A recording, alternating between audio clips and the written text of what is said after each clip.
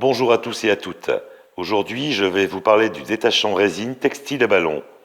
Un produit conditionné en 750 ml avec gâchette pour pulvériser sur le textile, mais aussi en bidon de 5 litres. C'est un produit prêt à l'emploi, bien évidemment.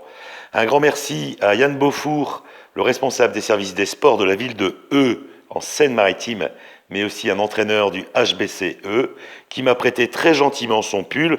Comme vous pouvez le voir, c'est l'un de tous ses premiers pulls de joueur de handball. Il m'a demandé d'y faire très attention. De toute façon, je ne pense pas que je pourrais l'abîmer plus qu'il ne l'est. Alors, on va parler de la résine. Alors, sur un pull comme celui-ci, la résine est très vieille et bien évidemment rentrée dans les fibres. Alors, j'essaie de vous le montrer le plus...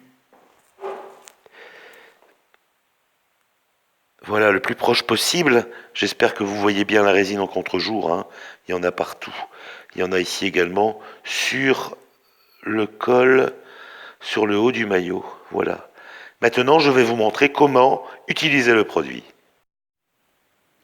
Bien, comme convenu, passons à la démonstration du produit. Alors, voilà, hein, je vais essayer de vous remontrer cette fameuse résine. On la voit bien, hein, de toute façon, ici, elle est toute noire par rapport au reste du maillot, ici, par exemple. Voilà, on voit bien de la résine. Donc, on prend le pulvérisateur et on vient, en fait, pulvériser, ici, sur cette tâche. Le produit, comment agit-il? En fait, il va ramollir cette fameuse résine. Bien évidemment, plus la résine est vieille et sèche, plus le produit a besoin de temps pour rentrer à l'intérieur et la ramollir.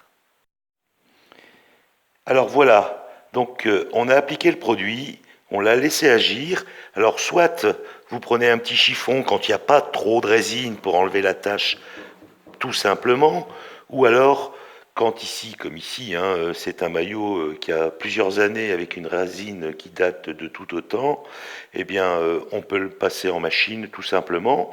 Donc on applique le produit sur les taches, on laisse agir un petit peu, ça peut varier de 5 à 10 minutes, et ensuite on le met à laver normalement comme un pull qu'on laverait après le sport, quoi. Je ne sais pas si vous le lavez soit après chaque match ou une fois par semaine, et donc là vous le passez dans une machine à 30 degrés, je pense que c'est ce qui est conseillé sur ce pull.